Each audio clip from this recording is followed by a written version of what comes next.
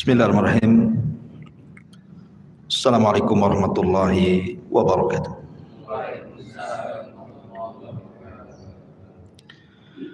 Alhamdulillah wassalatu wassalamu ala Rasulillah wa ala alihi wa sahbihi wa mawalah wa la hawla wa la quwata illa billahi wa ba'du.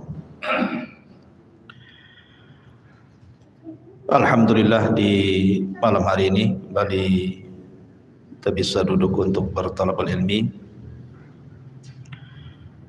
dan kita masih melanjutkan sejarah Rasul kita Al-Mustafa Muhammad ibn Abdullah alaihi salatu wassalam. Pada minggu yang lalu kita sudah menjelaskan perang terakhir yang dilakukan Nabi sallallahu alaihi wasallam, bahkan dipimpin langsung Nabi. Maka malam ini kita akan masuk pada akhir-akhir sejarah Nabi. Apa itu Hajjatul Wada, haji terakhir Rasul sallallahu alaihi wasallam. Namun sebelum saya jelaskan tentang kisah Hajjatul Wada, haji perpisahan Nabi dengan umatnya, kita akan menjelaskan tentang sejarah haji dulu. Kapan dimulai haji itu? Siapa yang pertama kali melakukan ibadah haji sampai kemudian menjadi syariat Islam, bahkan dijadikan satu di antara rukun iman yang kelima. Ma'asyiral muslimin yang dimuliakan Allah Subhanahu wa taala, Al-Imam Al-Baihaqi di dalam kitabnya Syu'abul Iman membawakan sebuah riwayat daripada sahabat Anas ibn Malik radhiyallahu anhu, di mana Nabi sallallahu alaihi wasallam bersabda, "Kana mawdi'ul baiti fi zamani Adam shibran atau aktsara ilman. Fakanatil malaikatu tahujjuhu qabla Adam. Fastaqbalathul malaikatu faqalu, ya Adam min aina ji'ta? Faqala hajjajtul baita. Faqalu qad hajjathul malaikatu qablak." Kata Nabi sallallahu alaihi wasallam berdasarkan riwayat Al-Imam Al-Baihaqi dalam kitabnya Syu'abul Iman dari Anas ibn Malik radhiyallahu an, dahulu Baitullah Al-Haram atau dikenal dengan Ka'bah hari ini itu hanya tumpukan tanah setinggi satu jengkal dan berwarna merah. Lah para malaikat mereka haji di situ. Maksudnya tawaf di situ sebelum Adam alaihi salatu wassalam. Maka ketika Adam alaihi salatu wassalam haji, kemudian selesai haji, para malaikat menemui Adam dan mengatakan, ya Adam min aina ji'ta, dari mana engkau datang? Maka Adam mengatakan, hajajtu, aku baru saja melaksanakan haji di Baitullah Al-Haram. Maka malaikat mengatakan, qad hajjathul malaikatu qablak, sesungguhnya para malaikat sudah haji sebelum dirimu. Dari sini kita tahu bahwa sejarah pembangunan Ka'bah itu yang pertama kali membangun adalah para malaikat, karena malaikat yang pertama kali haji di situ. Tentu tidak lain karena malaikat ketika Allah Subhanahu wa taala menciptakan Adam mengatakan kepada Allah Subhanahu wa taala, ya Rabb, tidak perlu kau ciptakan Adam, cukup turunkan kami ke bumi, biar kami yang bertasbih memuja dan memuji dirimu. supaya tidak ada pertumpahan darah dan tidak ada kerusakan di bumi. Tapi Allah Subhanahu wa taala mengatakan, inni a'lamu ma la ta'lamun. Saya lebih paham akan ciptaan Adam dibandingkan kalian wahai para malaikat. Lah ketika melihat kegigihan para malaikat inilah, maka Allah Subhanahu wa taala membangunkan untuk malaikat satu Ka'bah di langit yang disebut dengan Baitul Ma'mur. Inilah yang pernah dilihat Rasul saat peristiwa Isra dan Mi'raj. Rasul melihat setiap hari yang masuk ke Baitul Ma'mur itu 70.000 malaikat tawaf, kemudian mereka pergi dalam sehari, kemudian besoknya datang lagi dengan jumlah yang sama tetapi malaikat yang baru. Dan setiap hari bergantian para malaikat, sebanyak 70.000 malaikat tawaf di Baitul Ma'mur. Maka Allah Subhanahu wa taala merintahkan malaikat untuk membangun Ka'bah persis di bawah Baitul Ma'mur tetapi di bumi. Jadi Ka'bah itu kalau dibuat tegak lurus itu di bawah Baitul Ma'mur, tempat kiblatnya para malaikat. Ma'asyiral muslimin yang dimuliakan Allah Subhanahu wa taala. Lah ketika Allah Subhanahu wa taala turunkan Adam dan Hawa karena sebuah dosa syahwat, terkena was-was iblis untuk memakan buah larangan, akhirnya Adam pun kemudian memakan buah larangan. Dan Allah Subhanahu wa taala firmankan dalam Al-Qur'an, qulnah bitu minha jami'ah. Keluarlah kalian, turunlah kalian semuanya wahai Adam, Hawa dan iblis ke bumi. Fa imma ya'tiyannakum minni hudan. Kelak kalau aku turunkan petunjukku, kata Allah, faman tabi'a hudaya fala khaufun alaihim wala hum yahzanun. Maka siapapun yang mengikuti petunjukku, kata Allah, maka mereka tidak akan takut dan tidak akan bersedih hati. Dalam riwayat bahwa Adam kemudian diturunkan di sebuah tempat namanya Sri Lanka di India sana. Kemudian Hawa diturunkan di Jeddah. Kemudian akhirnya Adam dan Hawa pun saling mencari. Dan ketika dekat sudah hampir berjumpa, dalam bahasa Arab disebut Muzdalifah. Akhirnya kemudian berjumpalah keduanya di tanah yang disebut dengan Arafah. Makanya Arafah disebut Arafah karena diambil dari di mana Adam mengenal Hawa dan Hawa mengenal Adam. Bahasa Arabnya itu araf, mengetahui. Maka tempat itu sampai hari ini kemudian disebut Padang Arafah. Lah ketika Adam alaihi salatu wasallam dan Hawa berjumpa di Arafah, maka Allah Subhanahu wa taala ajarkan satu kalimat agar Adam mengucapkannya dalam bentuk tobat kepada Allah Subhanahu wa taala. Kalimat itu adalah Rabbana zalamna anfusana wa illam taghfir lana wa tarhamna lanakunanna minal khasirin. Ya Rabb, sesungguhnya kami telah mendolimi diri-diri kami. Kalau engkau tidak mengampuni dosa kami dan tidak merahmati kami, tentu kami termasuk orang yang merugi. Ketika keduanya mengucap kalimat ini, maka Allah katakan fatalaqqa adamu mir rabbih kalimatin fataba alaihi innahu huwat tawwabur rahim. Ketika Adam mengucapkan kalimat yang diajarkan Allah ini, maka Allah pun kemudian menerima taubatnya, dan Allah adalah Tawwab, zat yang maha penerima taubat dan juga zat yang maha pengasih. Setelah kemudian Adam alaihi salatu wassalam tidak memiliki dosa, maka Adam kemudian bertolak dari Arafah ke mana? Menuju ke Baitullah Al-Haram. Maka disinilah kemudian Adam alaihi salatu wassalam diperintahkan Allah untuk melakukan ibadah haji. Dari sini menunjukkan bahwa Baitullah adalah bumi yang pertama kali Allah diibadahi di situ. Belum ada satu dunia ini tempat yang Allah diibadahi pertama kali oleh manusia kecuali di Ka'bah itu.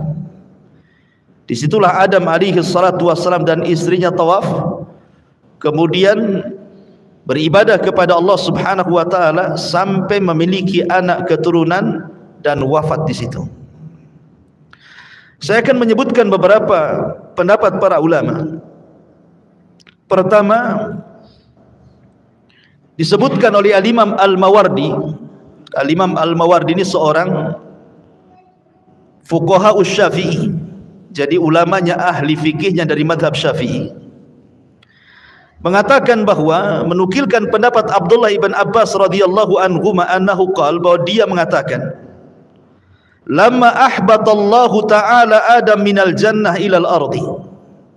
Ketika Allah Subhanahu wa taala turunkan Adam dari sorga ke bumi, qala lahu, maka Allah berfirman kepada Adam, ya Adam, idhhab fabni li baitan wa tuf bihi. Wahai Adam, buatkan untukku satu rumah ibadah, kata Allah, dan setelah kau buat, tawaflah kau di situ. Wadhkurni, dan ingatlah diriku di sana. Kama ra'aital malaikata tasna'u haula arsy, sebagaimana engkau melihat para malaikat melakukan ibadah di sekitar arsy. Maka dari sini bahwa manusia yang pertama kali membangun Ka'bah adalah Adam. Kalau dari kalangan malaikat ya tentu para malaikat kan itu.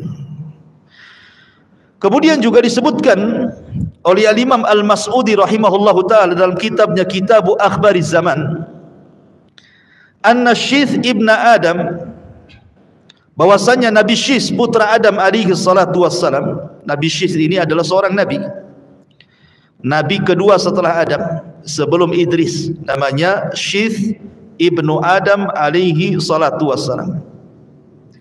Umira bibina'il baiti, dia diperintahkan untuk membangun al-bait, baitullah. Fabanahu huwa wa waladuhu bil hijarah, maka dia pun membangun dan putranya dengan cara menumpukkan batu-batu di atasnya. Wa umira bil haji wal umrah, maka Syith diperintahkan untuk melaksanakan haji dan umrah. Fakana awal man i'tamar, maka dialah orang yang pertama kali melakukan umrah di permukaan bumi. Jadi kalau yang pertama kali haji adalah Adam alaihi salatu wassalam, dan yang pertama kali umrah siapa? Nabi Allah Syith alaihi salatu wassalam. Ma'asyiral muslimin yang dimuliakan Allah Subhanahu wa taala, semua para nabi pernah haji ke Baitullah Al-Haram, kecuali beberapa nabi karena kesibukan mereka menghadapi kaumnya. Dan itu disebutkan dalam beberapa riwayat, di antaranya Urwah, perkataan Urwah Ibnu Zubair rahimahullahu ta'ala, sebagaimana dikeluarkan Al-Imam Al-Baihaqi dalam sunannya, ma min nabiyyin illa waqad hajjal baita, tidak ada satupun nabi, kata Urwah, kecuali pernah mengunjungi Baitullah Al-Haram untuk haji. Illa ma kana min Hud wa Saleh, kecuali dua nabi, Nabi Allah Hud dan Nabi Allah Saleh.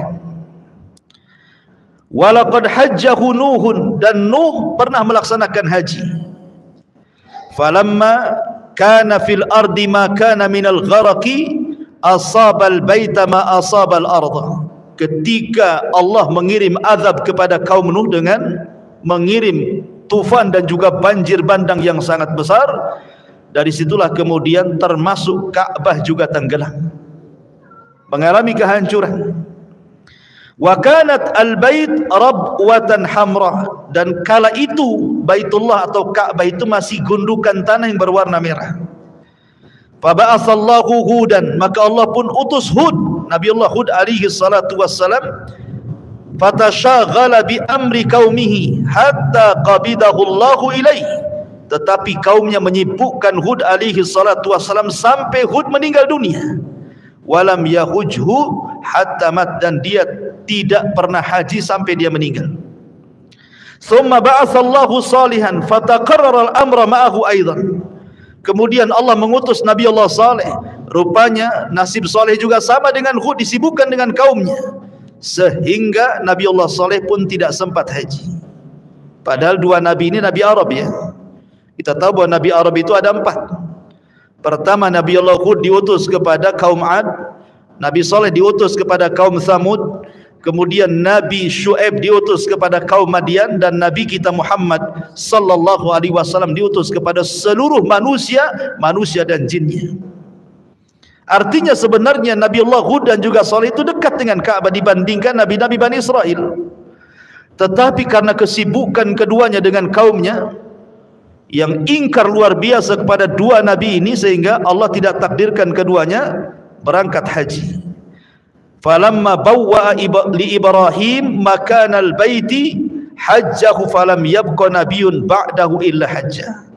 Ketika kemudian Allah Subhanahu wa taala memerintahkan Ibrahim untuk membangun Ka'bah, maka tidak ada lagi satupun nabi kecuali pernah haji ke Baitullah Al-Haram dan ditutup dengan kenabian Nabi kita Muhammad sallallahu alaihi wasallam. Dari sini menunjukkan tidak ada satupun nabi kecuali haji, kecuali Nabi Allah Hud dan juga Nabi Allah Saleh alaihi salatu wassalam. Ma'asyiral muslimin yang dimuliakan Allah Azza wa Jalla, baik kita akan perjelas tentang hajinya para nabi. Di antaranya adalah Nabi sallallahu alaihi wasallam memperkuat bahwa para nabi itu pernah haji adalah riwayat Abdullah ibn Abbas radhiyallahu anhuma. Jadi ketika Nabi sallallahu alaihi wasallam melaksanakan haji, berangkat bertolak dari Madinah dengan ribuan para sahabatnya pada tahun ke-10 Hijriah. Maka sepanjang jalan Nabi sallallahu alaihi wasallam terkadang melewati lembah-lembah. Di antaranya kata Abdullah ibn Abbas radhiyallahu anhuma, anna Rasulullah sallallahu alaihi wasallam marra biwadil Azraq. Kata Abdullah ibn Abbas radhiyallahu anhuma, Rasul lewat di sebuah lembah Azraq. Faqala, maka Rasul mengatakan, ayyu wadin hadha, ini lembah apa? Faqalu, maka para sahabat mengatakan, hadza wadil Azraq, ini adalah lembah Azraq wahai Rasul. Faqala, maka Rasul mengatakan, ka'anni anzur ila Musa alaihi salam habitan minas thaniyati walahu juwarun ila Allah bitalbiyah. Kenapa wahai Rasul engkau bertanya tentang lembah Azraq ini? Kata Nabi SAW, seolah-olah aku melihat Musa sedang turun dari atas bukit seraya mengumandangkan talbiyah labbaik Allahumma labbaik. Thumma ata ala thaniyatil Harsyah. Kemudian Nabi SAW melewati sebuah bukit namanya Harsyah. Kemudian Rasul mengatakan kepada para sahabatnya, ayu thaniyati hadhi, ini bukit apa namanya? Sahabat mengatakan, thaniyatu Harsyah, ini bukit Harsyah wahai Rasul. Maka Rasul mengatakan, ka'anni anzur ila Yunus ibn Matta alaihi salam ala naqati hamra ja'datin alaihi jubbat. Beliau mengatakan, kenapa engkau bertanya tentang bukit Harsyah ini wahai Rasul? Maka Rasul mengatakan, tidak, seolah-olah aku melihat Nabi Yunus ibn Matta.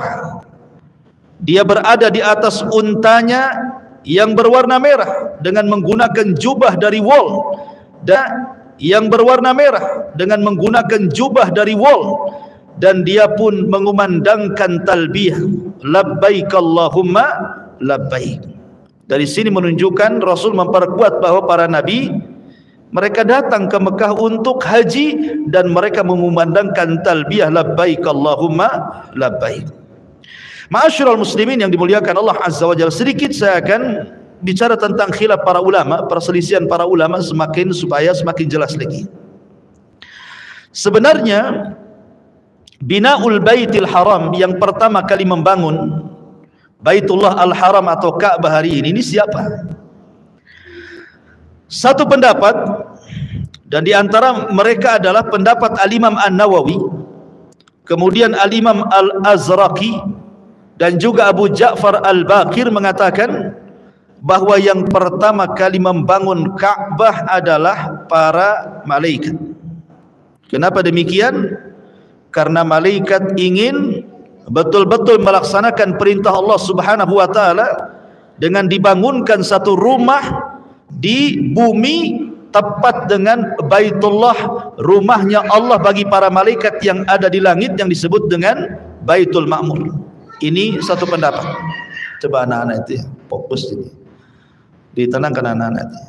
Kemudian yang kedua, pendapat Al-Imam Atha rahimahullahu taala, pendapat Imam Atha rahimahullahu taala mengatakan bahwa yang pertama kali membangun Al-Bait, maksudnya Al-Ka'bah Baitullah Al-Haram, adalah Nabi Allah Adam alaihi salatu wassalam.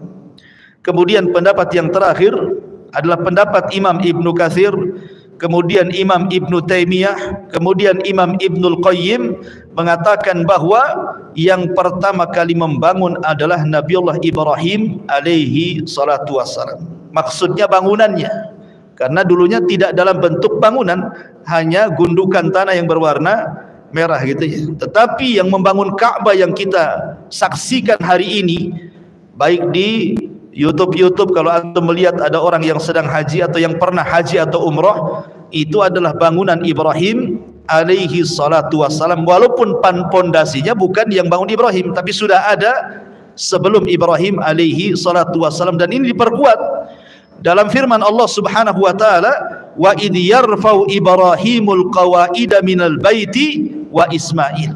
Dan ingatlah ketika Ibrahim meninggikan bangunan-bangunan Baitullah dan juga putranya Ismail. Ma'asyiral muslimin yang dimuliakan Allah Subhanahu wa taala. Kemudian saya akan ulas sedikit tentang para nabi yang pernah haji ke Baitullah Al-Haram. Ada 5 nabi saya akan sebutkan. Pertama, Nabi Allah Adam alaihi salatu wassalam.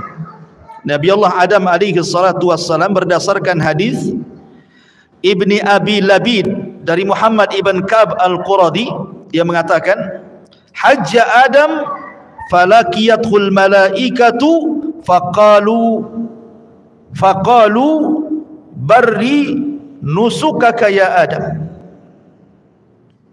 Nabi Adam alaihi salatu wassalam haji, kemudian berjumpa dengan para malaikat. Maka malaikat mengatakan, perbaiki manasik hajimu hai Adam. Dari sini menunjukkan bahwa Adam haji. Kemudian yang kedua, Nuh alaihi salatu wassalam berdasarkan hadis Urwah ibn Zubair yang tadi saya katakan, walaqad hajjahu Nuh, dan sungguh Nuh juga pernah haji.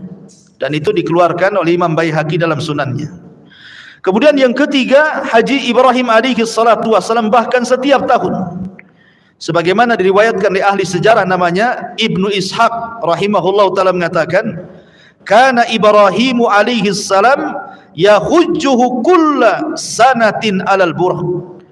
Adalah Ibrahim alaihi salatu wassalam setiap tahun dia haji dari Palestina menuju Mekah dengan menunggang burh. Kemudian yang keempat, Nabi Musa alaihi salatu wassalam berdasarkan riwayat yang dikeluarkan Imam At-Tabrani dalam Mu'jamul Kabir dari Abdullah ibn Abbas radhiyallahu anhuma, ketika Nabi sallallahu alaihi wasallam salat di Masjid Al-Khaif, dia melihat ada sab'una nabiyan, dia salat bersama 70 nabi, di antara mereka adalah Nabi Musa. Kemudian Nabi sallallahu alaihi wasallam mengatakan, seolah-olah aku melihat Musa alaihi salatu wasallam. Kemudian dalam riwayat yang tadi saya sebutkan juga seolah-olah Musa turun dari ketinggian kemudian bertalbiyah mengucapkan labbaik Allahumma labbaik. Dan yang kelima, hajinya Isa bin Maryam kapan? Ketika nanti turun di akhir zaman. Nabi sallallahu alaihi wasallam menggambarkan dalam sebuah hadis, walladzi nafsi biyadi la yuhilanna ibnu Maryam bi fajr rauha hajan au mu'tamiran. Kata Nabi SAW, demi zat yang jiwaku berada di tangannya, sungguh Ibnu Maryam, maksudnya Isa, akan bertalbiyah. Dia melaksanakan haji ataupun umrah. Jadi akhir zaman sebelum wafatnya Isa Ibnu Maryam, maka dia sempat haji. Dan setelah hajinya Isa bin Maryam, tidak ada lagi orang haji. Ketika tidak ada orang lagi haji, maka datanglah pasukan yang dipimpin oleh Dzu Suwaikotaini, kemudian menghancurkan Ka'bah sampai ke dasar bumi dan diambil pembendaharaannya. Dan itu termasuk tanda-tanda kiamat di akhir zaman, di mana tidak ada orang haji, akhirnya Ka'bah pun dihancurkan. Dan kemudian Dzu Suwaikotaini diserang balik oleh orang-orang Himyar Yaman, akhirnya dapat dikalahkan dan dibunuh.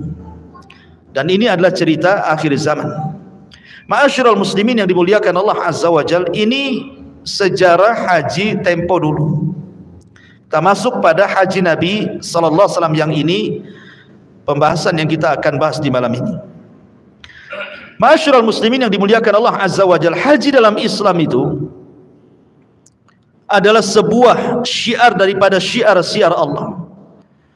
Dan siapa yang mengagungkan syiar Allah itu tanda ketakwaan. Wa man yu'azzim sya'airallah fa innahu min taqwal qulub, kan itu. Barang siapa yang mengagungkan syiar-syiar Allah, maka itu bagian daripada ketakwaan.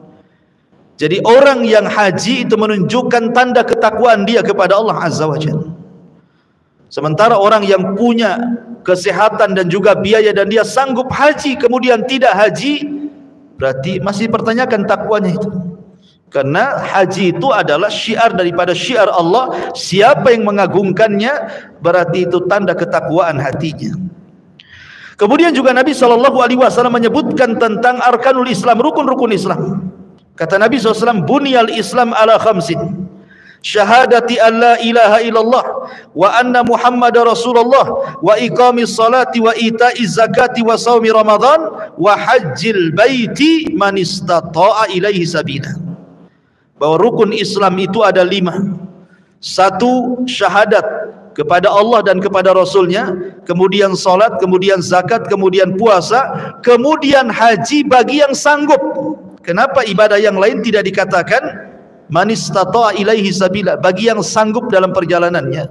Karena haji itu menggabungkan 2 ibadah, ibadah harta dan ibadah badan.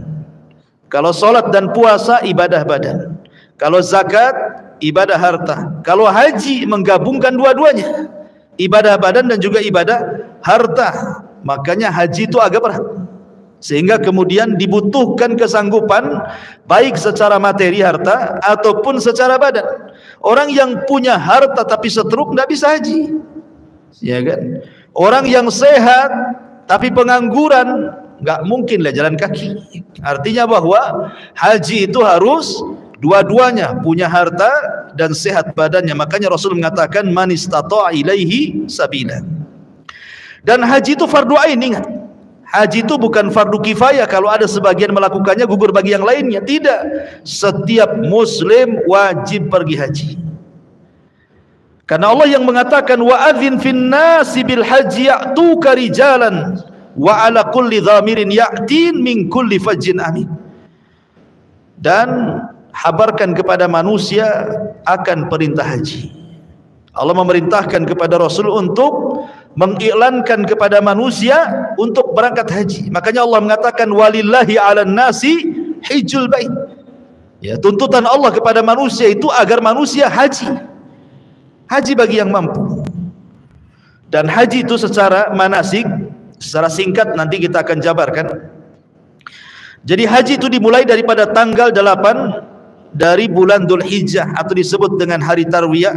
Maka disitulah mulai para jemaah haji menggunakan ihram dan diambil dari mawaqitil haji, tempat-tempat yang memang sudah ditempatkan memakai pakaian ihram.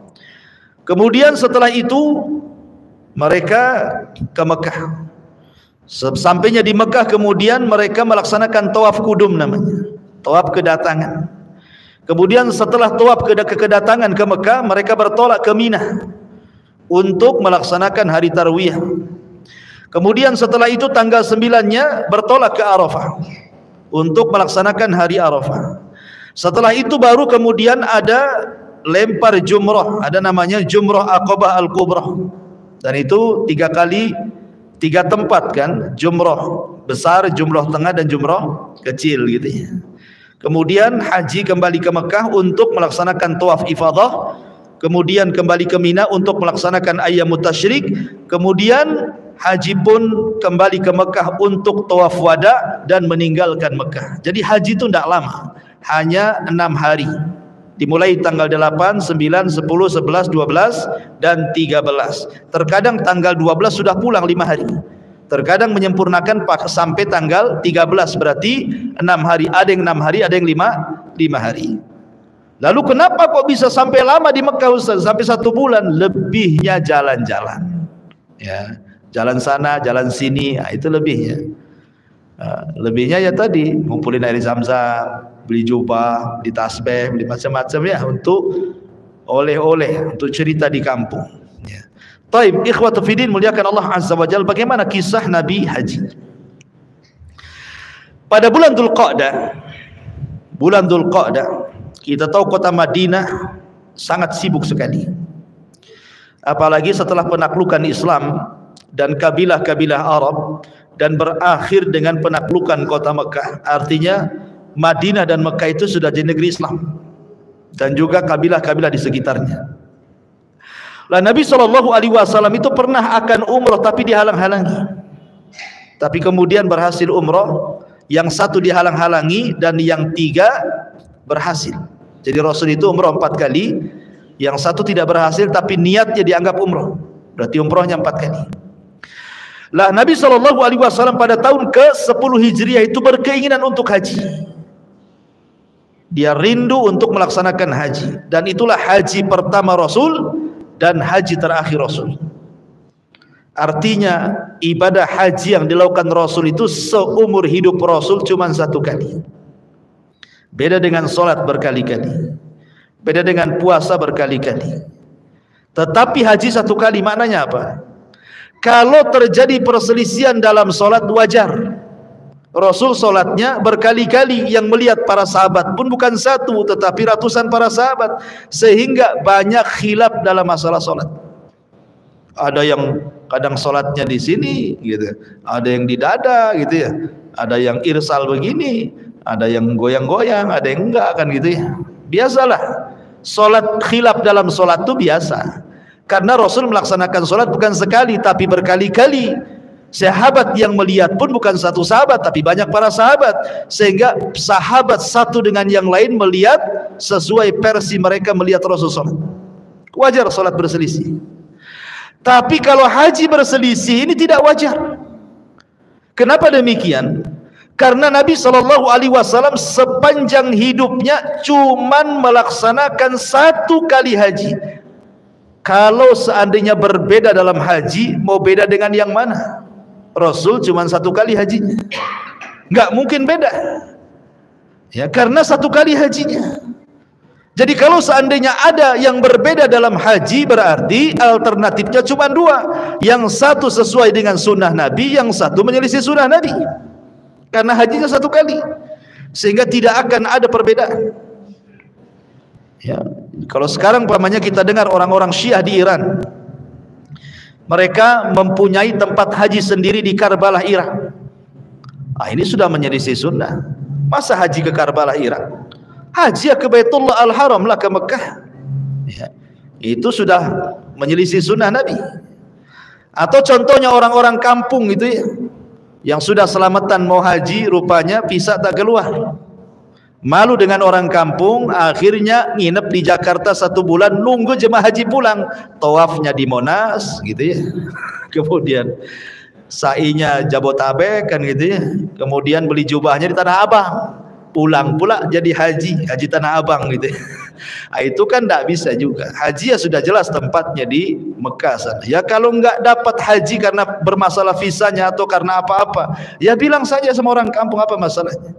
Karena niat haji kalau nggak kesampaian, niatnya saja sudah berpahala haji itu. Innamal a'malu binniyat. Amal itu ditentukan niatnya. Kenapa kemudian mesti bingung? Mesti malu kan itu ya.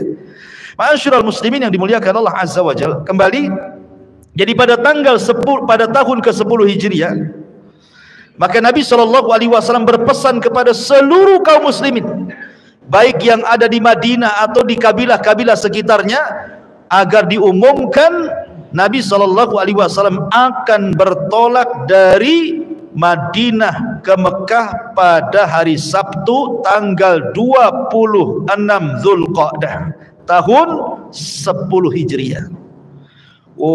Maka manusia berkumpul.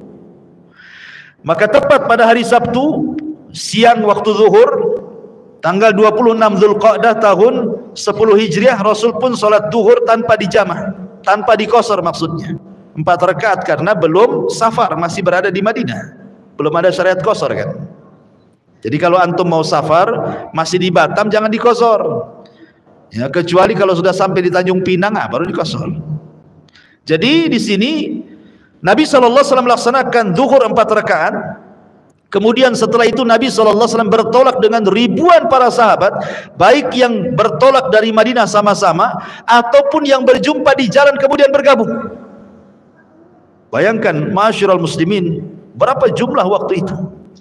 Sampai-sampai para sahabat Rasul menceritakan ketika Rasul berkhutbah saja pada Hajjatul Wada itu, yang haji bersama Rasul itu sekitar 124.000. Itu yang hadir saat Hajjatul Wada itu. Artinya Islam itu sangat berkembang dalam tempo sesingkat-singkatnya. Dalam 23 tahun Rasul berdakwah, 13 tahun di Mekah dan 10 tahun di kota Madinah. Bayangkan ketika haji, nampak tuh umat Islam di hadapan Rasul 124.000 di hadapan Nabi SAW yang ikut bergabung dalam haji itu. Ma'asyiral muslimin yang dimuliakan Allah Subhanahu wa taala, maka pada tanggal 25 Zulqa'dah, masih tahun ke-10 Hijriah, maka Nabi SAW dan kaum muslimin menghadapkan wajah kendaraan mereka ke arah Masjidil Haram dan mulai bertolak dan mengarahkan wajah mereka ke Masjidil Haram, ke Mekah Al-Mukarramah. Lah ketika kemudian tiba di sebuah tempat namanya Al-Baida, Rasul sampai di sebuah tempat namanya Al-Baida dengan pakaian yang sama, ya, kendaraan yang sama, kemudian kepala-kepala yang terbuka di bawah sengatan matahari. Mereka mengenakan sarung dan juga rida, artinya sudah pakai kain ihram tuh. Ya. Maka Nabi SAW mulai bertalbiyah, labbaik Allahumma labbaik, labbaik la syarika laka labbaik, innal hamda wan ni'mata laka wal mulk la syarika lak. Aku penuhi panggilanmu ya Rabb, ya Allah, aku penuhi panggilanmu, aku penuhi panggilanmu, tidak ada sekutu bagimu, sesungguhnya pujian dan kenikmatan itu hanya milik dirimu ya Rabb, begitu juga kerajaan, tidak ada sekutu bagimu ya Rabb. Lah 6 mil, jarak 6 mil dari Mekah itu, tepatnya di Saraf, ada tempat namanya Saraf itu. Maka Nabi SAW mengumumkan kepada para sahabatnya, siapa yang tidak membawa hewan hadiyu untuk dikurbankan, maka sebaiknya digabung antara umrah dengan haji. Tetapi yang kadang sudah membawa hewan hadiyu, maka tidak bisa lagi, artinya harus haji saja tanpa umrah. Kan haji itu kan macam-macam. Ya, ada haji yang disebut dengan haji farad, ya, haji saja. Ya. Kemudian ada haji yang menggabungkan dengan haji dan umrah. Maka Nabi SAW, dan itu sebaik-baik haji. Sebaik-baik haji adalah yang menggabungkan antara umrah dan haji. Lah kebetulan Nabi sudah membawa hewan hadiyu untuk dikorbankan itu pada tanggal 10 Dzulhijjahnya nanti kan. Makanya Rasul SAW tidak bisa umrah, hanya haji saja. Sehingga Rasul mengatakan, kalau seandainya aku bisa membali waktu gitu ya, untuk tidak membawa hewan ini, tentu aku akan menggabungkan haji dan umrah. Tapi karena kadang sudah bawa hadiyu, ya sudahlah, apalagi lah. Ya. Maka Nabi SAW kemudian setibanya di Makkah Baitullah Al-Haram, sebagaimana dikisahkan oleh Jabir bin Abdullah radhiyallahu an. Jadi ketika Rasul sampai di Ka'bah, maka Nabi SAW kemudian tawaf. Dan begitulah sunnahnya orang masuk Masjidil Haram, tidak seperti masuk masjid. Kalau masuk Masjid Al-Fajri ini ada sunnah namanya sunnah tahiyatul masjid, ya. Tapi kalau masuk ke Masjidil Haram, yang pertama dilakukan tawaf sebagai pengganti dari tahiyatul masjid. Jadi kalau antum tidak melaksanakan tahiyatul masjid, maka sunnah tawaf, ya. Maka Nabi SAW kemudian tawaf. Maka Rasulullah SAW kemudian membuka sebagian bahunya dan menutup bahunya yang lain. Kemudian di putaran yang pertama lari-lari kecil. Jadi 3 putaran pertama tawaf itu lari-lari kecil. Baru kemudian di putaran sisanya maka jalan biasa. Lah ketika Nabi SAW kemudian memulai tawaf, beliau mencium Hajar Aswad. Jadi memulai tawaf itu dengan cara mencium Hajar Aswad. Kalau tidak bisa, cukup menyentuhnya. Kalau tidak bisa, melambaikan tangan dari jauh, ya. Kemudian tawaf. Kemudian di antara di antara dua maqam nanti kita disuruh membaca Rabbana atina fid dunya hasanah wa fil akhirati hasanah wa qina adzabannar. Lah setelah itu kemudian Nabi SAW solat di belakang maqam sebelum melaksanakan sa'i. Kemudian Nabi SAW setelah solat di belakang maqam 2 rakaat, kemudian Nabi SAW mulai sa'i dan membaca ayat Innas Safa wal Marwata min syairillah. Sesungguhnya Safa dan Marwah adalah bagian daripada syiar Allah Subhanahu wa taala. Ketika Nabi SAW sampai di Bukit Safa, kan Bukit Safa di sini Bukit Marwah gitu ya. Maka Nabi SAW berdoa, La ilaha illallah wahdahu la syarikalah. Lahul mulku wa lahul hamdu wa huwa ala kulli syai'in qadir. La ilaha illallah wahdah anjaza wa'dah wa nasara 'abdah wa hazamal ahzaba wahdah. Tidak ada sesembahan yang berhak disembah kecuali Allah, satu-satunya, tidak ada sekutu baginya. Miliknya lah kekuasaan dan kerajaan dan segala pujian, dan di atas segala sesuatu maha kuasa. Tidak ada sesembahan yang berhak disembah kecuali Allah, satu-satunya. Dia telah memenuhi janjinya, menolong hamba-hambanya dan mengalahkan pasukan yang bersekutu sendirian. Maka setiap kita sampai di Bukit Safa, maka ucapkanlah kalimat ini. Jadi kalau nanti antum umrah gitu ya, maka ini doa yang dibaca, yang dianjurkan oleh Nabi SAW. Kemudian Nabi SAW membaca 3 kali. Setelah itu kemudian turun menuju Marwah hingga ketika sampai di sebuah lembah, perut lembah. Sekarang sudah nggak ada lagi perut lembah, tetapi di tengah-tengah Safa dan Marwah sekarang dibuat cahaya di situ. Ya, warna hijau. Jadi kalau sudah sampai di situ lari-lari kecil. Sampai di sini lari-larinya nanti jalan lagi biasa, gitu ya. Nanti baliknya gitu lagi. Kalau sudah sampai lampu hijau lari-lari kecil lagi. Kemudian sampai akhir nanti jalan biasa.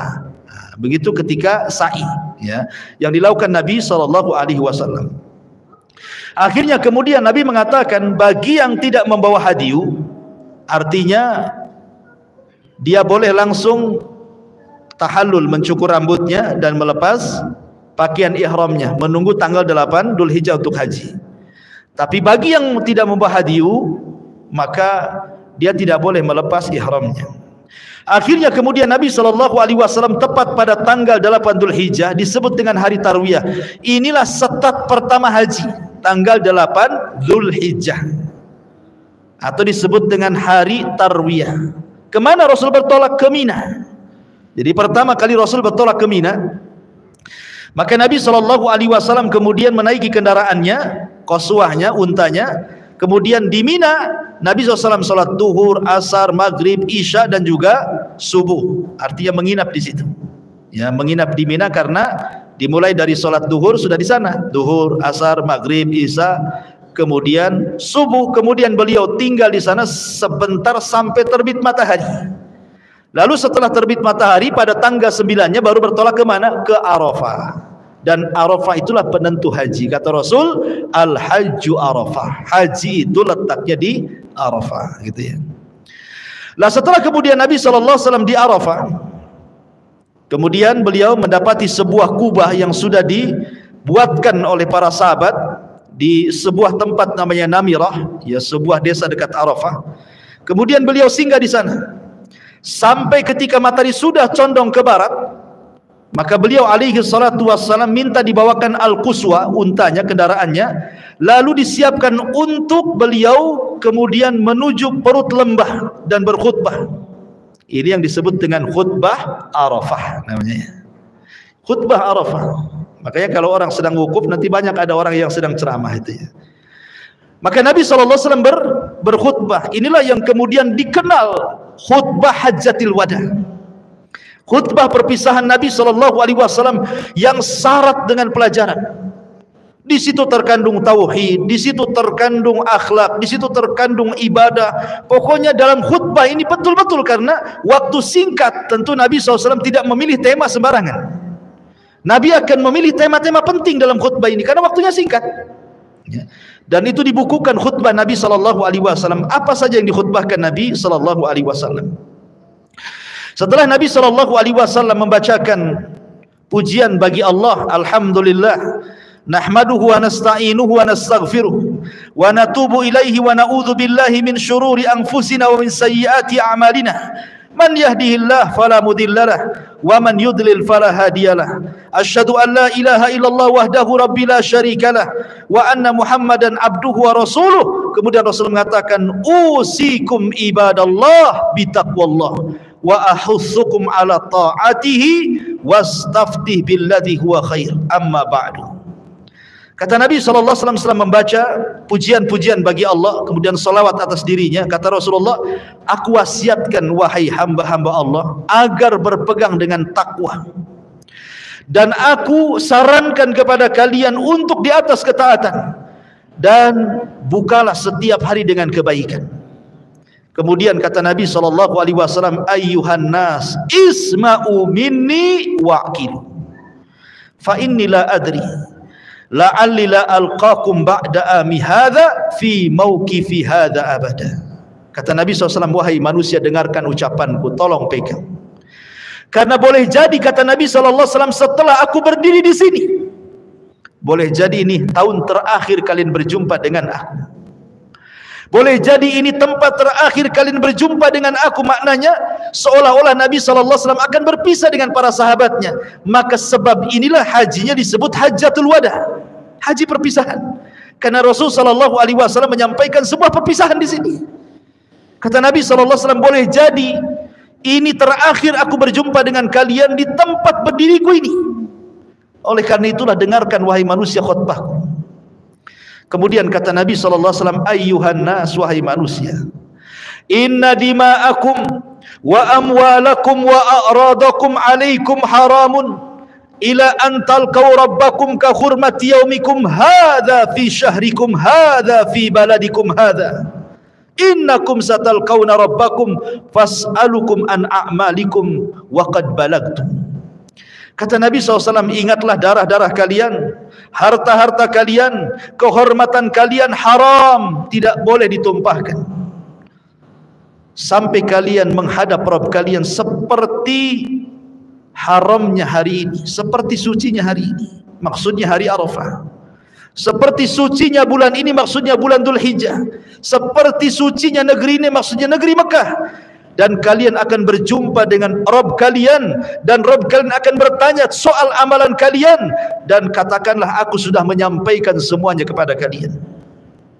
Rasul mengingatkan 3 perkara yang sangat penting: soal darah, soal harta, dan soal kehormatan. Ingat, soal darah ini masalah penting.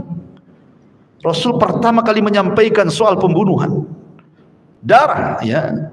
Karena bagaimanapun ikhwatu fiddin yang dimuliakan Allah Azza wa Jal, ketika Umar ibn Khattab radhiyallahu an bertanya kepada Hudzaifah soal fitnah yang akan datang kepada manusia bagaikan ombak yang tidak berhenti, dan itu sampai kiamat fitnah ini akan terjadi. Maksud Umar itu adalah fitnah pembunuhan antar sesama muslim. Kata Hudzaifah mengatakan, tidak, selama kau hidup wahai Umar, fitnah tidak akan terjadi. Tapi setelah kematianmu fitnah itu akan terjadi. Makanya setelah Umar bin Khattab betul-betul terjadi fitnah perang saudara, di mana yang pertama kali yang menjadi korban siapa? Khalifah Utsman ibn Affan. Dibunuh dan dibantai secara sadis oleh siapa? Kelompok Sabaiyah, orang-orang Khawarij, orang-orang yang mereka ketika membunuh Utsman bin Affan radhiyallahu an memegang mushaf di kepalanya. Jadi mereka mengalungkan mushaf. Saat membunuh Utsman dia mengatakan, inna hadza amara bihadza, ya, an yadriba bihadza kullaman la yu'minu bihadza, katanya. Sesungguhnya ini maksudnya Al-Quran memerintahkan aku untuk membunuhmu karena engkau tidak beriman dengan Al-Quran. Kurang ajar dia ngomong sama Utsman begitu. Kemudian dibantainya Utsman. Padahal Utsman itu orang yang pertama kali menghatamkan Al-Quran dalam 1 rakaat witir.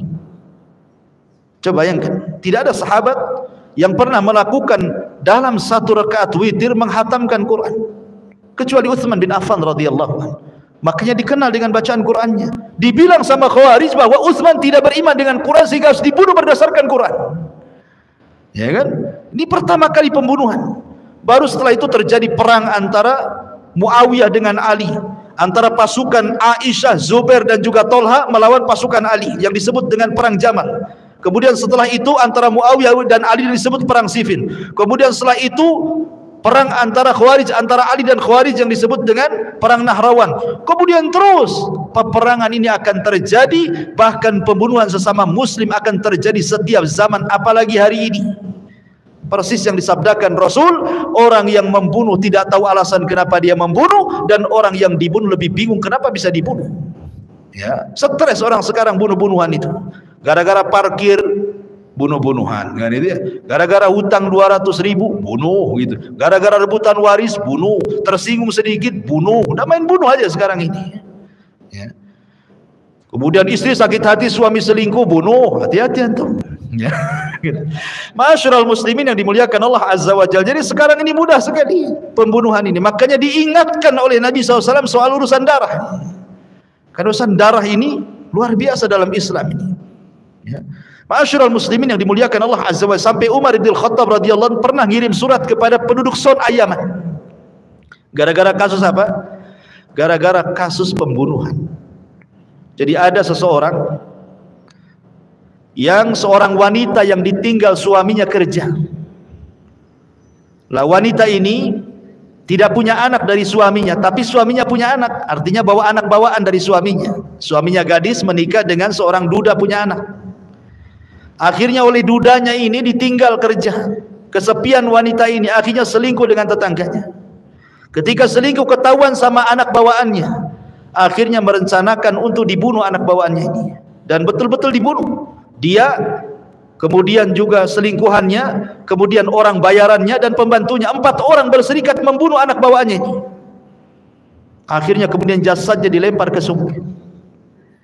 Kemudian wanita ini pura-pura, padahal dia yang membunuh, pura-pura pula dia kehilangan anaknya.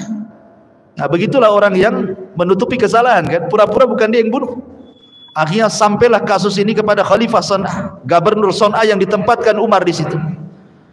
Kemudian akhirnya ketahuan sumur tempat pelemparan jasad anaknya. Dia setelah diselidiki, kemudian semua tertangkap pelakunya. Mulai dari wanita itu, kemudian selingkuhannya, kemudian laki-laki bayarannya untuk membunuh, termasuk pembantunya. Dan dikisos 4-4-nya.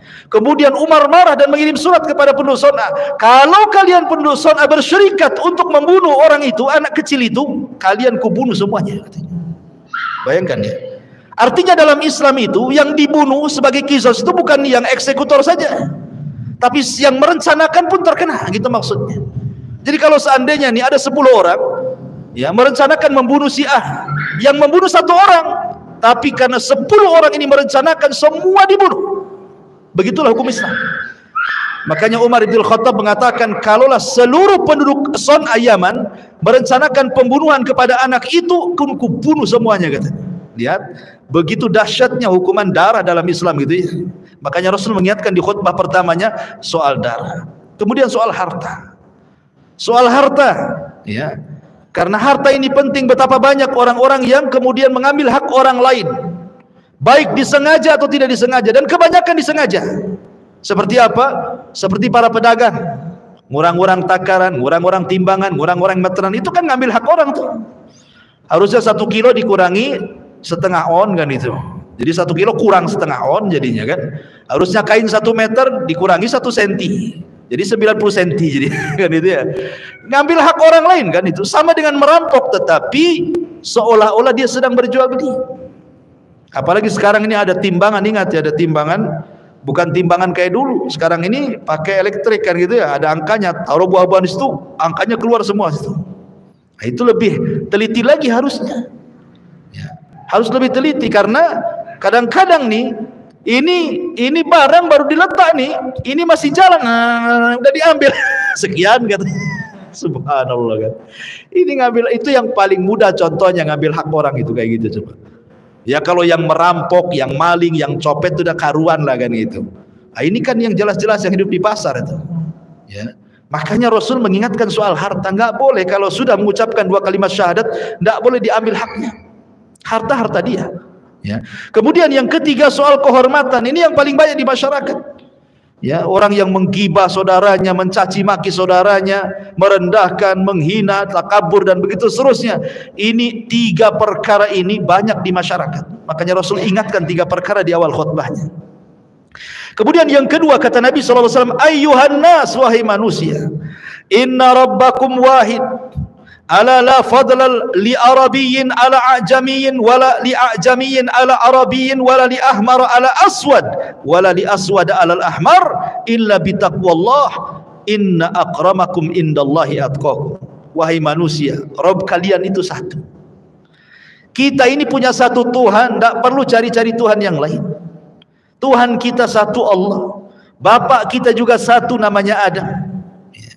Kita semua dari Adam. Tuhan kita satu, sehingga jangan dibeda-bedakan. Mau anda orang Arab, mau anda non-Arab, mau anda berkulit merah, mau anda berkulit hitam, mau anda berkulit putih, tidak ada beda kata Rasul. Yang membedakan kalian hanyalah taqwallahi azza wa jalla.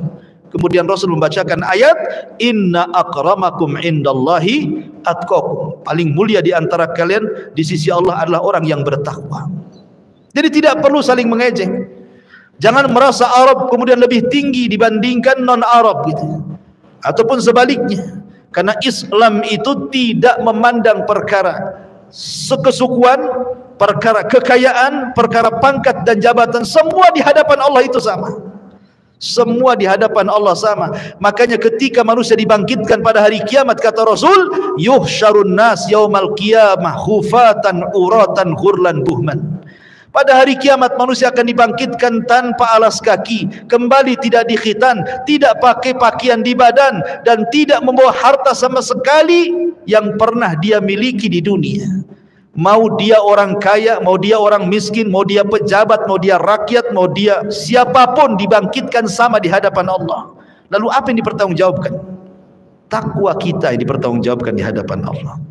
Kemudian Nabi SAW yang ketiga mengatakan, faman kanat indahu amanah falyuaddiha ila man i'tamanahu 'alaiha wa inna kulla riban mawdu'un walakinna lakum ru'usu amwalikum la tadlimuna wa la tudlamun wa qadallahu annahu la riban wa inna riba ammil Abbas ibni Abdul Muttalib mawdu'un kulluhu wa anna kulla damin kana fil jahiliyati mawdu'un wa inna awwala dima'ikum adau damu Amir ibni Rabi'ah ibn al-Haris ibni Abdul Muttalib fahuwa awwal ma abda'u bihi min dima'il jahiliyah. Kata Nabi SAW, barang siapa yang dititipi amanah, maka laksanakan amanah itu pada tempatnya. Anda dititipi amanah jabatan, maka baiklah dalam menjaga jabatan. Anda dititipi kekayaan, maka baiklah mengelola kekayaan. Karena malun soleh li rajulin soleh, harta yang baik itu kalau dikelola orang baik. Anda dititipi anak, maka perbaikilah, didik mereka anak-anak itu. Pokoknya apapun amanah dari Allah, laksanakan. Kemudian kata Nabi SAW, ingat, seluruh riba aku hapuskan dengan kedatangan. Karena di zaman jahiliyah itu terkenal yang disebut dengan riba nasyiah. Dalam bahasa kita ini rentenir. Kalau pinjam 1 juta harus kembalikan 1.200.000 kan itu ya. Kalau pinjam 5 juta harus dikembalikan 6 juta. Itu orang-orang jahiliyah seperti itu di zaman Nabi. Maka Rasulullah SAW mengatakan, ingat bahwa kalau kalian pinjam-meminjam, cukup diambil uang pangkalnya saja. Kalau memang meminjamkan 500, diambil 500, jangan dilebihkan, kata Nabi. Kalau minjam 5.000, maka ambil 5.000, jangan dilebihkan. Ambil pokok daripada harta itu saja. Jangan mendolimi dan jangan mau didolimi. Karena Allah Subhanahu wa ta'ala sudah memutuskan bahwa riba dihapuskan, termasuk riba keluargaku sendiri, kata Rasul. Ribanya Abbas ibn Abdul Muttalib, semua kuhapuskan, tidak ada riba. Kenapa Rasul sangat keras masalah riba? Karena riba ini dosanya lebih besar. 1 dirham uang riba yang antum makan lebih besar dosanya dibandingkan 36 berzina dengan wanita pelacur. 1 riba, 1 dirham uang riba itu lebih besar dosanya dibandingkan 36 kali berzina dengan wanita pelacur. Naudzubillah. Sementara riba zaman sekarang ini sudah menyebar di mana-mana. Di tiang listrik ada riba, di pohon mangga ada riba, di pagar rumah ada riba. Silahkan pinjam dengan bunga kecil katanya, tempel di tiang listrik, ya, tempel di pagar, tempel di pohon pisang. Jadi semua ada riba. Pohon pisang ada riba, pohon mangga ada riba, di pagar ada riba, semua di riba. Di masjid pun di temboknya ada riba. Silahkan ya pinjam dengan bunga sedikit, syaratnya KTP saja kan. Subhanallah kan. Memang riba di luar biasa ya. Makanya dari 14 abad yang silam Rasul sudah wanti-wanti soal riba ini. Ya. Kemudian juga kata Nabi SAW, dan juga soal urusan darah. Maksudnya dendam kesumat ala jahiliyah, aku hapuskan. Karena orang jahiliyah ini kalau umpamanya dua kabilah nih perang, kemudian satu membunuh, satu jadi korban nih, maka kabilah korban akan ngamuk dan menuntut darahnya, dan akan membunuh siapapun yang terlibat itu tanpa melihat. Dalam Islam dihapuskan dengan cara kisos, yang dikisos yang bunuh saja, kan begitu. Yang nggak bersalah ya jangan kemudian dibunuh. Kayak dulu waktu saya masih kecil-kecil di Jawa Barat di Majalengka itu biasa itu tawuran antar desa. Ini kalau ada anak sekolah kemudian digebukin gitu kan, sampai bonyok, sampai masuk rumah sakit. Besoknya nih preman desa sebelah itu nunggu anak desa sebelah. Tak kira dia siapa, mau orang tua, mau apa, penting dari desa itu digebukin juga. Padahal nggak salah itu. Harusnya digebukin yang ngebukin kan gitu ya. Ini orang nggak tahu menahu soal penggebukan, itu kena gebuk juga coba. Lah di sini Islam menghapuskan soal dendam kesumat. Kata Nabi SAW, maka yang pertama kali kuhapuskan adalah darahnya Amir ibnu Rabi'ah ibnu Haris ibn Abdul Muttalib. Ya, dialah yang kuhapuskan darah yang pertama, dan tidak ada lagi dendam kesumat ala jahiliyah. Kemudian kata Nabi SAW, amma ba'du ayyuhan nas, fa inna syaitana qad ya'isa an yu'bad bi ardikum hadhi abada walakinahu in yuti fi ma siwa dhalik, walakinahu in yuta'a fi ma siwa dhalik faqad radiya bihi mimma tahkiruna min a'malikum fahdharuhu ala dinikum. Wahai manusia, sesungguhnya setan putus asa untuk disembah di negeri kalian. Kenapa? Karena orang kalau sudah tauhid tidak mungkin nyembah berhala. Orang kalau sudah muslim tidak mungkin datang lagi ke berhala, kan begitu. Jadi setan putus asa untuk supaya disembah lagi kayak dulu ya. Tapi setan itu punya perangkap dengan cara apa? Tapi setan suka kalau ditaati selain daripada itu. Dengan cara apa? Mimma tahkiruna min a'malikum, di mana kalian meremehkan amalan-amalan yang diperintahkan kepada kalian. Mulai meremehkan amalan-amalan sunnah gitu ya. Mulai meremehkan salam kalau ketemu.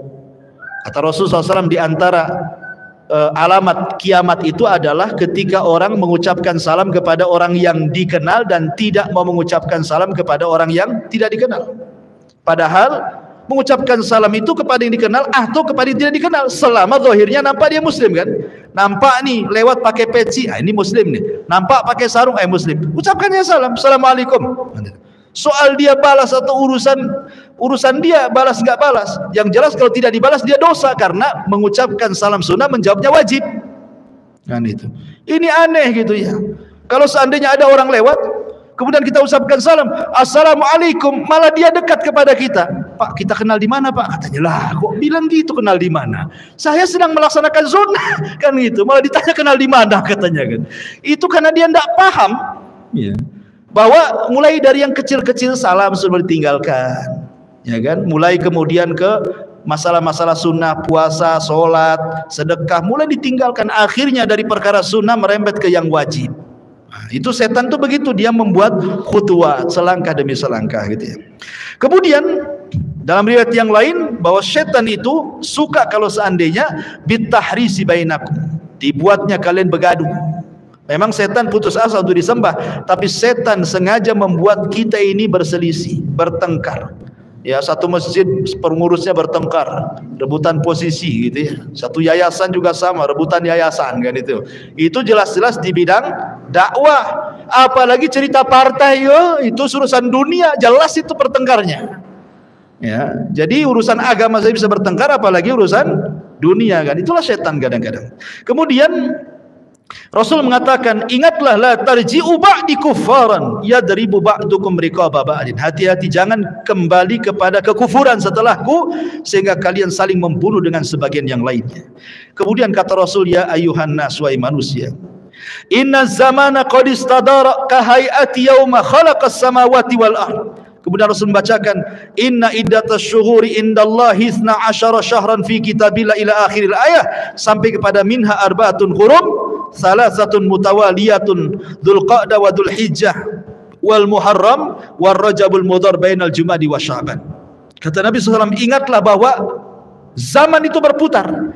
Ketika Allah menciptakan langit dan bumi, bilangan bulan itu 12. Dari 12 bulan itu ada 4 bulan yang disebut bulan suci. Kemudian Rasul menyebutnya, yang pertama Dzulqa'dah, kedua Dzulhijjah, ketiga Muharram, dan yang keempat bulan Rajab, di antara bulan Sya'ban dan bulan Jumadil akhir.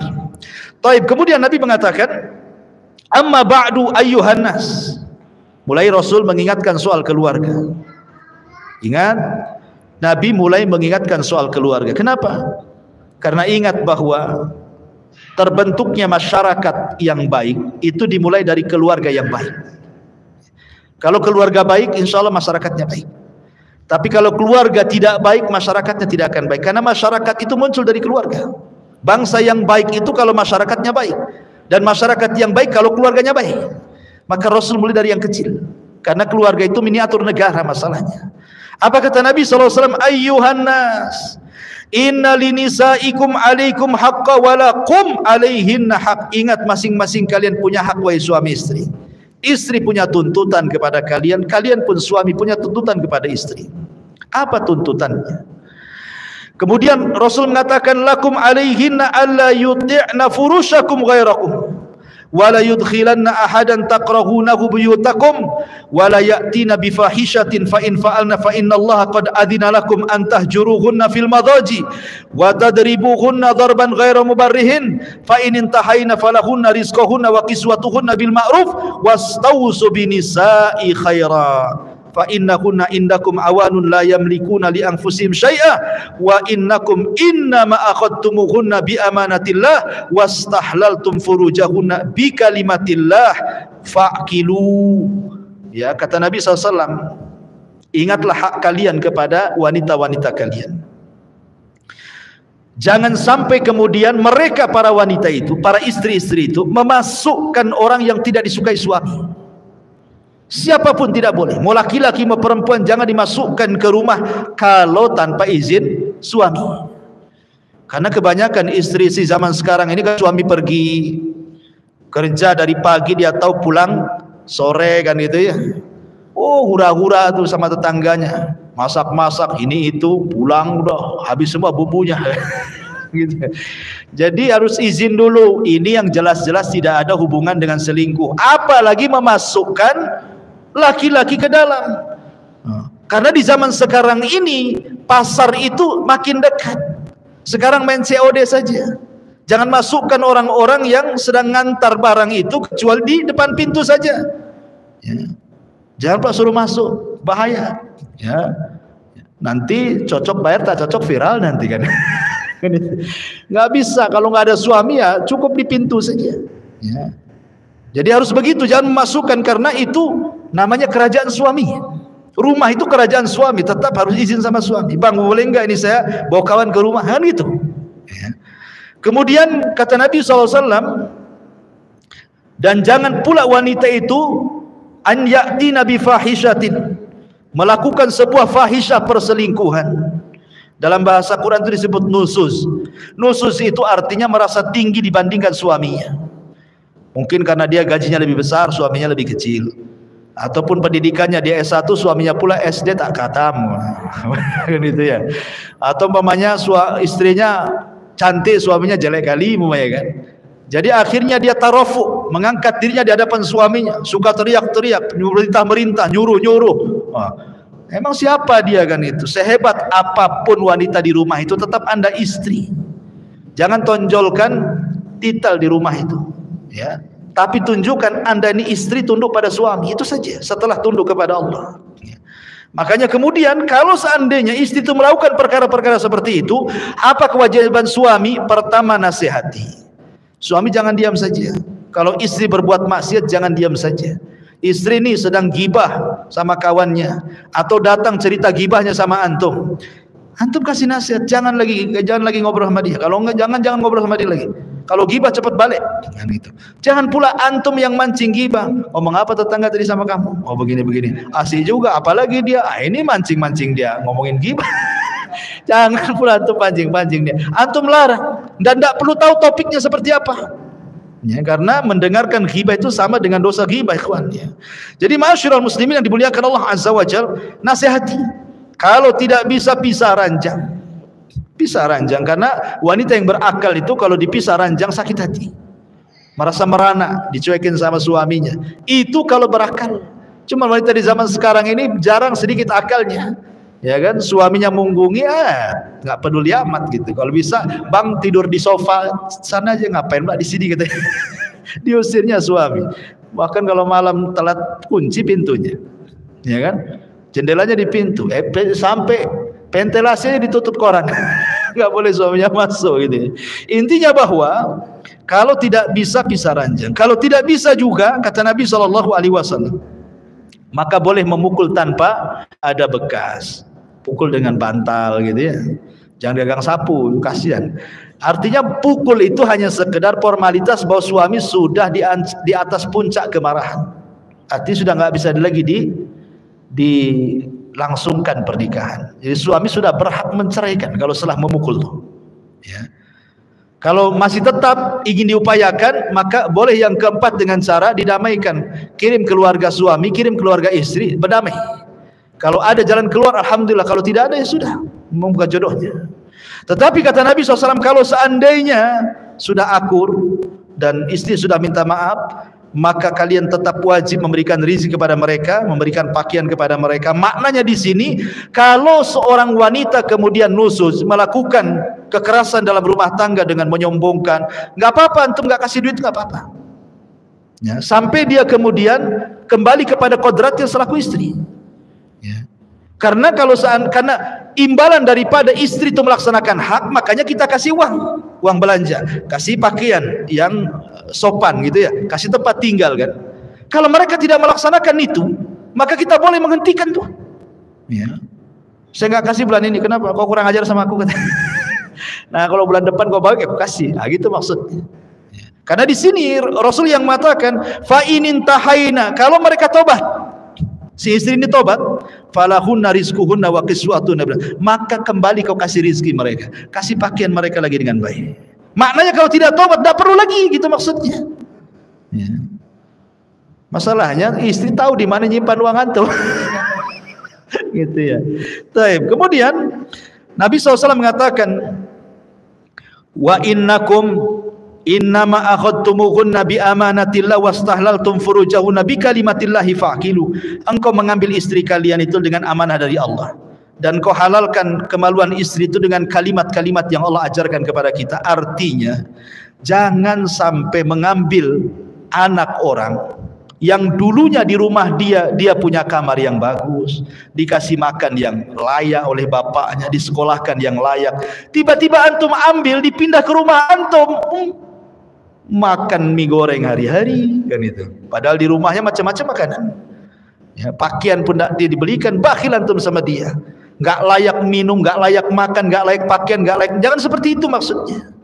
Antum ngambil dia, antum tidak membesarkan dia. Apa antum besarkan istri antum dari orok sampai dia dewasa? Tidak, yang membesarkan orang tuanya. Sampai disekolahkan sama orang tuanya. Tiba-tiba antum ambil, antum hinakan dia, kan kurang ajar antum namanya. Gitu maksudnya ya.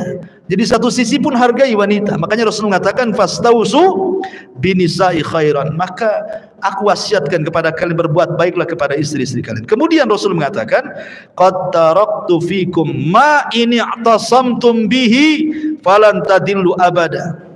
Kitab Allah was sunnati. Aku tinggalkan kepada kalian dua perkara. Kalau kalian berpegang, kalian tidak akan sesat selamanya, Al-Quran dan juga sunnahku. Kemudian yang terakhir kata Rasul, ayyuhan nas kuli, ayyuhan nas, wahai manusia, innamal mu'minuna ikhwah, seorang mukmin dengan mukmin yang lain bersaudara. Fala yahillu limri'in malu akhihi illa anti bi nafsi. Tidak boleh mengambil harta saudaranya muslim kecuali atas kerelaannya. Ya. Hal ballagtu Allahumma syahad. Bukankah aku sudah sampaikan ini wasiat kepada kalian? Maka sahabat mengatakan, tentu wahai Rasul. Maka Rasul mengisyaratkan jarinya, ya Allah saksikan aku sudah menyampaikan semuanya. Aku sudah menyampaikan semuanya. Maka setelah Nabi SAW berkhutbah di Padang Arafah, kemudian Rasul menuju tempat wukuf dan membiarkan perut untanya menyentuh pasir, sementara gunung Musyah di hadapan beliau. Beliau tetap dalam keadaan wukuf hingga terbenam matahari. Setelah itu beliau membonceng Usamah dan bertolak. Kepala beliau menunduk sampai menyentuh punggung Quswa. Beliau berkata kepada jamaah haji, perlahan-perlahan wahai manusia. Lah sesampainya di Muzdalifah, kemudian beliau salat maghrib, kemudian isya dengan 1 kali azan dan 2 kali qomat, tanpa mengerjakan salat selain itu. Setelah itu beliau berbaring sampai terbit fajar, lalu salat subuh di Muzdalifah. Mabit menginap di Muzdalifah. Kemudian setelah itu beliau menaiki Al-Quswa dan menuju Masy'aril Haram, lalu bertakbir, bertahlil gitu ya. Kemudian beliau tetap dalam keadaan wukuf sampai betul-betul tanah terang. Sebelum matahari terbit beliau berangkat sambil membonceng Al-Fadl ibn Abbas. Yang ketika itu datang rombongan perempuan, ya. Fadl ini sempat tergoda dengan wanita-wanita itu. Maka Rasul kemudian pipinya diarahkan ke sini, jangan kau lihat katanya. Belok lagi kata Rasul, jangan kau lihat. Jadi sama Rasul setiap melihat perempuan diginikan lagi. Gitu. Jadi kalau antum bonceng anak gitu ya, anaknya nengok perempuan, antum ini anaknya antum gini kan antum pula yang nengok. Kacau. Gitu. Jadi maksudnya ya dibiasakan gitu ya. Taib. Jadi ini Fadl ini sama Nabi jangan nengok begitu ya di perjalanan itu. Taib. Kemudian setelah itu Nabi SAW meneruskan sampai selesai manasik haji, dan selesai kemudian berkhutbah, ya, turunlah surah Al-Maidah ayat 3, Al-yauma akmaltu lakum dinakum wa atmamtu alaikum ni'mati wa raditu lakumul Islam madina.